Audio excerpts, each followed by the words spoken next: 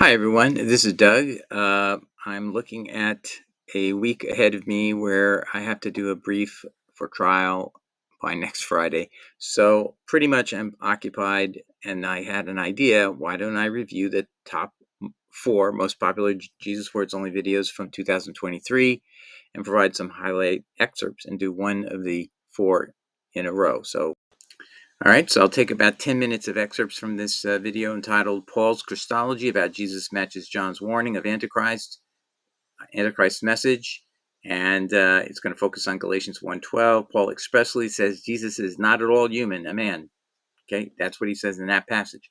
So we'll look at that, and then we'll give you now crops from this episode. And then when I'm done with that, I'll give you a little closing commentary. Now, let's look again at the message of Antichrist that John warns us about. 1 John 4, verse 3.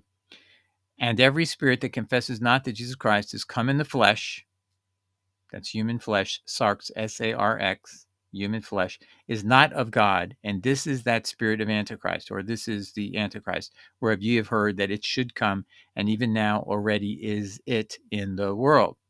Similarly, in 2 John 7, we read in verse 7, for many deceivers are entered into the world who confess not that Jesus has come in the flesh, S-A-R-X, sarx means human flesh. This is a deceiver and an antichrist. Now, why would flesh of humans be important? We'll get into that, but let's listen to what Paul says about Jesus' origin. In Galatians 1 verse 11 through 12. So you have to know Paul is trying to say, he's got none of his gospel from the 12 apostles, and he's gotten it all from revelations from Jesus. But now watch how he makes it definitive. What is the difference in the apostles and the difference between his Jesus and in his realm of visitation, so to speak.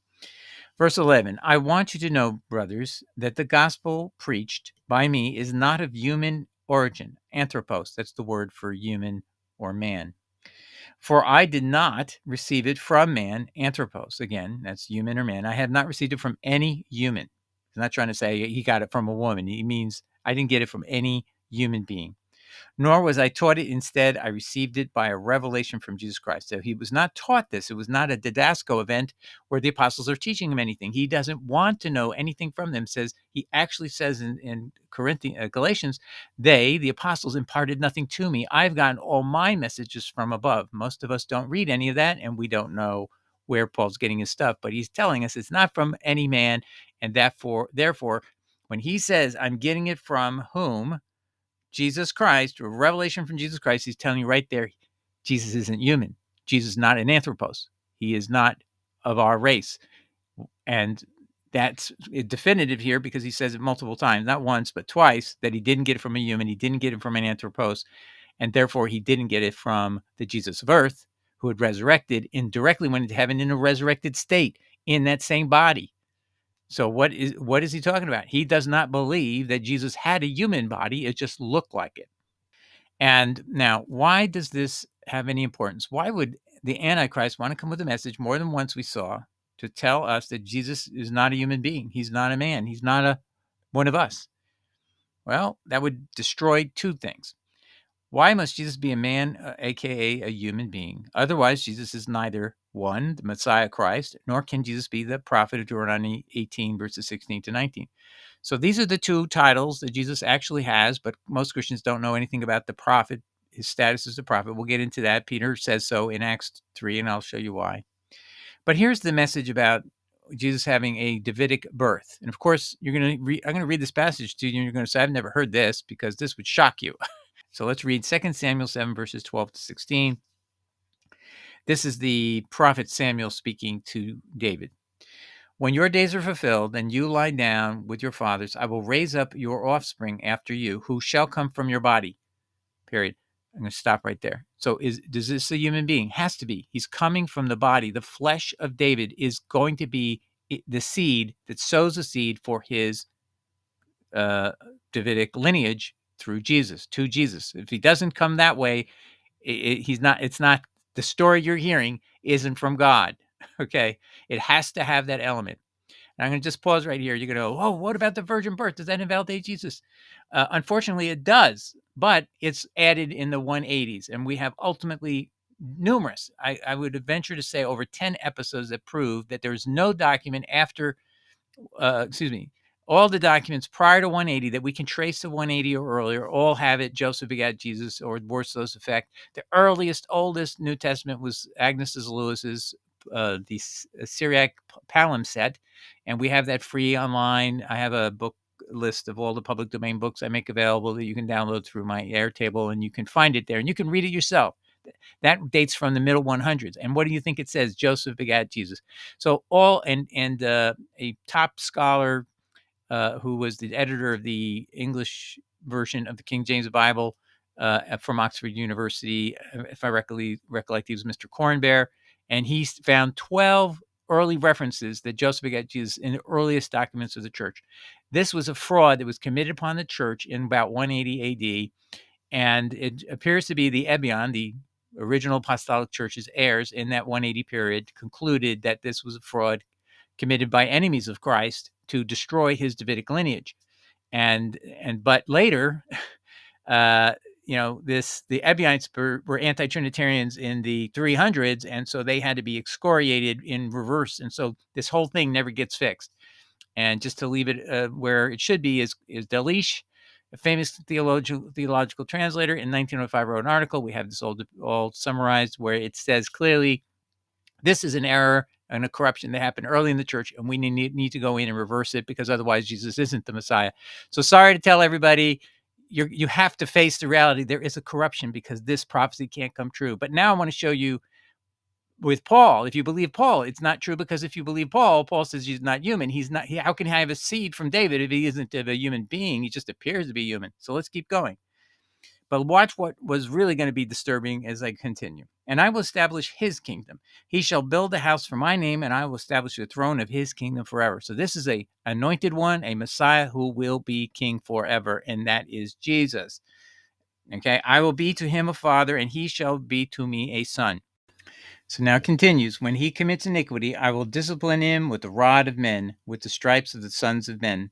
But my steadfast love will not depart from him, as I took it from Saul, whom I put away from before you. And your house and your kingdom shall be made sure forever before me. Your throne shall be established forever. Okay, so this is the prophecy of Messiah.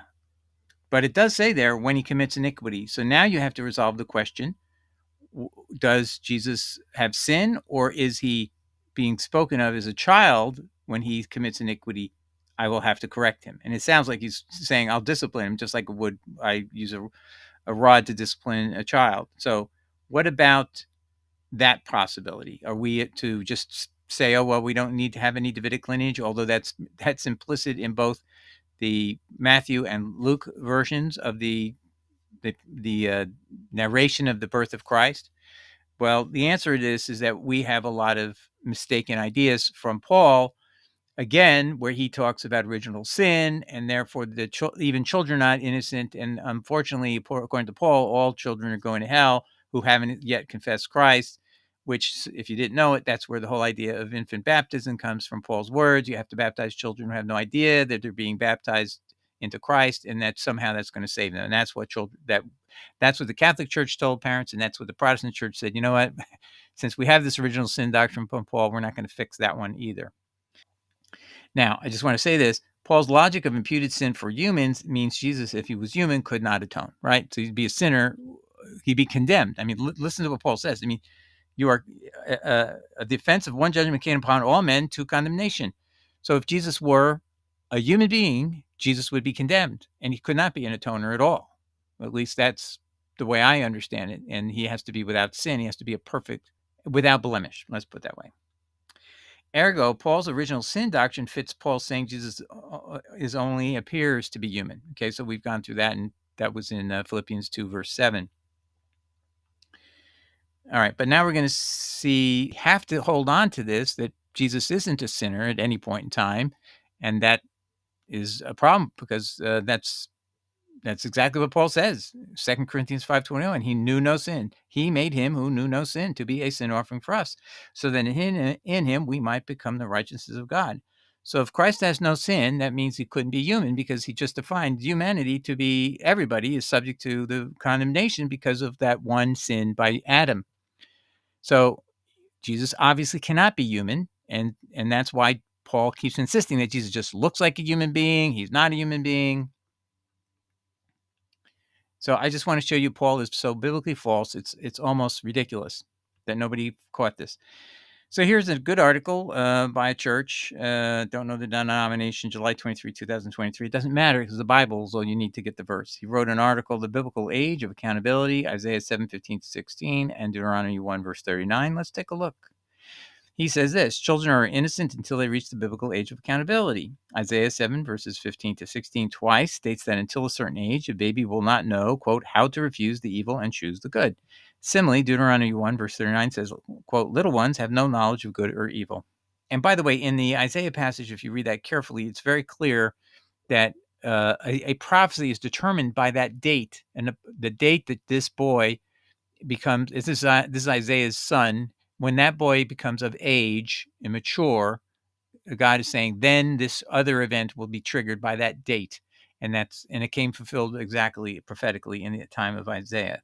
All right, so getting back to the 2 Samuel 7, verses 12-16 passage. So when I say this is the passage that prophesies of Jesus coming from a Davidic lineage, it has to be so. This is the prophecy.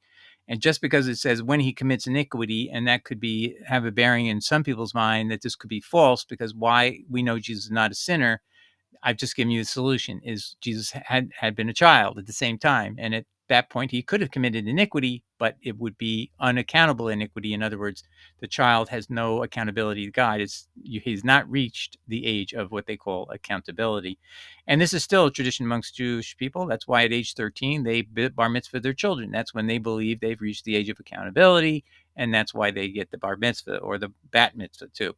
All right. So that answers question number one. Why would the Antichrist want to say Jesus is not a human being, that he had to be not a human to be sinless, according to Paul, because Paul has this doctrine of original sin. So Jesus can't be human for the reason I just showed you.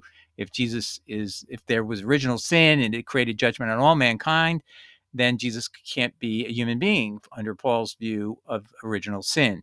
So it's very clear Paul does not believe Jesus is a human being. It only appears that way. And we saw that just in this digression. Next, now I want to show you the other reason why the Antichrist wants to say Jesus is not a human being, is not a man, because it would deprive Jesus of being the prophet of Deuteronomy 18, verses 16-19. And I've explained then Peter in the book of Acts, chapter 3, verses 21-23. Peter says Jesus is the prophet of Deuteronomy 18, and he quotes the passage almost in full. And we'll go through it a little bit in the upcoming. And therefore, this is a second title or position that Jesus has. It's very important, but is ignored in the preaching that you receive. Again, there's many reasons why they don't do that, because it would conflict with following Paul. If you want to follow Paul, you're not allowed to do that. You have to follow the prophet of Deuteronomy, and that's the words you must hold everyone accountable to, not somebody who's claiming they've heard from.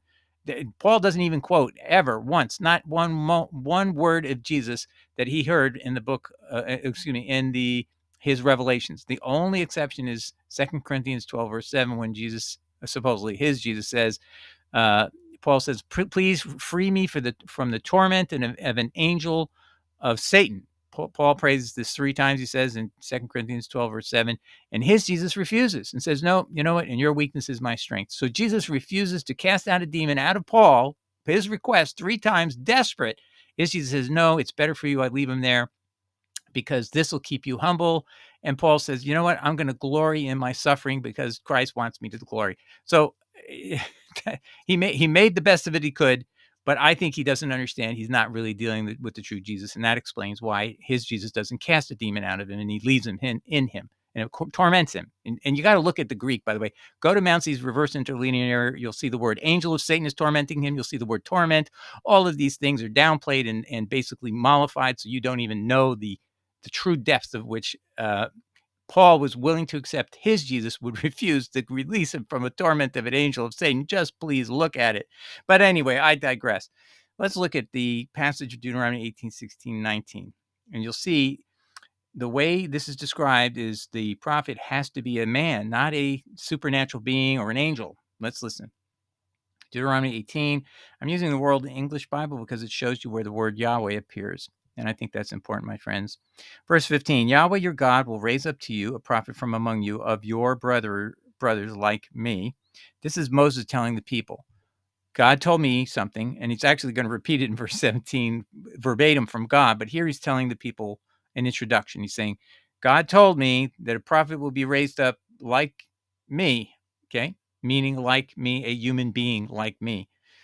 You shall listen to him. This is according to all that you desired of Yahweh your God in Horeb in the day of the assembly. So this is when they're getting the 10 Commandments, saying, quote, let me not hear again Yahweh my God's voice, neither let me see this great fire anymore, that I not die. So the people were upset at the sound, this terrifying sound of Yahweh speaking. So they basically asked Moses, can you please go up the mountain away from us and take the commandments from God somewhere else? Because this is just driving us, it's very upsetting. Okay. They're afraid. Verse 17. Now, this is the actual quote of Yahweh that now Moses follows up with. Yahweh said to me, Moses, that they have well said that which they have spoken. Another pause. So God is approving their statement is a fair request. He understands they were very upset by hearing his voice. So this is his solution. I will raise them up a prophet from among their brothers like you, Moses. I will put my words in his mouth, and he shall speak to them all that I shall command him. It shall happen that whoever will not listen to my words, which he shall speak in my name, I will require it of him. That last part implies a very strong negative meaning. I will require it in terms of punishment. So if you do not listen and obey the prophet, that's Jesus, and you'll see that's what Peter says. If you don't listen to him, you will, let's let Peter tell you. I'll let Peter tell you. So this is repeated in Acts 3. So let's look at Acts 3. This is Peter, and he's going to lead 5,000 Jewish people who were involved in the crucifixion of Jesus to repentance, and he uses not so much at all the message that Jesus is the Messiah. He uses the message that he's the prophet, and that's a universal prophet. This is not a prophet just for Jews, but for Gentiles, so that all people would be held accountable to have listened to Jesus. Let's listen to verse 20 of chapter 3 of Acts. And that he may send Christ Jesus, who was ordained for you before, whom heaven must receive until the times of the restoration of all things. I'm going to say pause for a second there. So remember Matthew 24, verses 5 and 17 to 21. So Jesus says, I'm not coming back until every eye sees me. So he has been given an appointment. Peter's even referencing it right here, that he has to stay in heaven and not come down until what we call the second coming. The next coming of Christ, once he ascended in chapter 1 of the book of Acts, he will not come back to earth in any private or wilderness road, he says in Matthew 24, but he has to stay there up in heaven until the appointed time. So that's what he's saying. Whom heaven must receive until the times of restoration of all things, which God spoke long ago by the mouth of his holy prophets. For Moses indeed said to the fathers, quote, the Lord will raise up a prophet for you from among your brothers like me, meaning like Moses. This is the portion that Moses is himself summarizing what he tells the people. You shall listen to him in all things, whatever he says to you. So that means listening means obey. It doesn't mean just having your ears open. It means obeying. It will be that every soul that will not listen to that prophet, meaning anybody who doesn't obey Jesus, what's the consequence? I obeyed Paul. I obeyed Paul. Don't I get an excuse? The answer is no, you don't get an excuse. If you will not listen to that prophet, Jesus, you will be utterly destroyed from among your people. And it cites even here Deuteronomy 18 verses 15 and then 18 to 19. So it's a very serious thing that if you don't obey Jesus. And if you're curious, how does Peter know this? Is he was one of the three apostles at the transfiguration of Jesus. And what do you think is the words that are spoken over Yeshua's head by Yahweh? So this is not at the baptism. This is sometime later. Yahweh speaks over Jesus' head and says to the apostles, listen to him, meaning to Jesus. And that is a direct quote I showed you here. Listen to him is right here. You shall speak everything I command, it shall be that whoever will not listen to my words, which he shall speak in my name, I will require of him. So listening to Jesus is the exact point of this message. And it's over here again. So listen to him.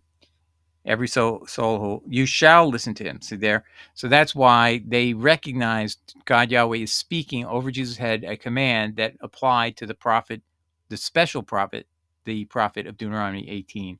So what did we learn over here in Galatians 1? That Paul didn't get his gospel from the apostles. He Didn't get it from anyone of human origin. He didn't get it from a man. He got it from revelation from Jesus Christ. Do you see this black arrow in Apocalypse? Well, look over here. Apocalypse in 2 Corinthians 12, verse 7. This is Mount C interlinear, where you can see these things. So Paul is saying, he's talking about extraordinary character of my revelations, right? And over here, he's saying, I'm having a revelation from Jesus Christ. Well, where did these things happen? Jesus had already ascended 8 chapters earlier than the experience where Paul meets someone claiming, I am Jesus on the road to Damascus. So that's in Acts 9.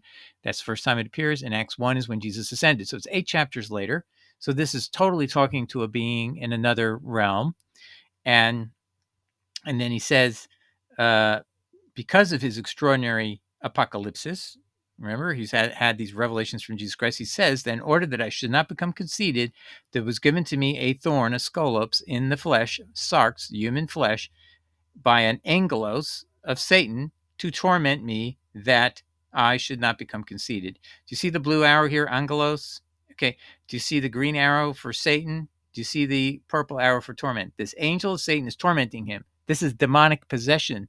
Okay. And Jesus says, no, I'm not. And he said, after praying 3 times, he goes on in this passage to say, I prayed 3 times, and Jesus said to me, and your weakness is my strength. And ladies and gentlemen, the same person who says he's under a torment of angel of Satan, and Jesus won't release him from a torment of an angel of Satan, is telling us that's by revelation. Paul has learned that Jesus does not have human flesh, though right over there in Galatians 1:11-12. Just line these up. Who could Jesus be who would not release someone from a torment and an angel of Satan?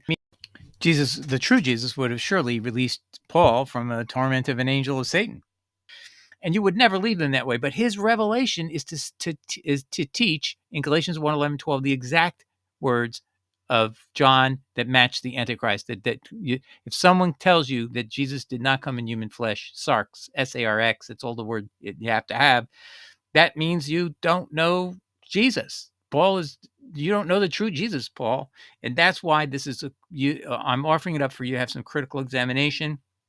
And now I want to tell you one more thing. Why have we never heard from Paul ever quoting this Jesus in these revelations that he's had? They're superior, allegedly, but he's going to tell you, he was told he's not allowed to tell you anything he's told there. So that's why all of his epistles are omitting any quotes of Jesus, except, ironically, the passage which I'm just reading you here, 2 Corinthians 12:7, where his Jesus says in the subsequent verse that, in your weakness is my strength. That's why I'm not going to release you from this torment of an angel of Satan.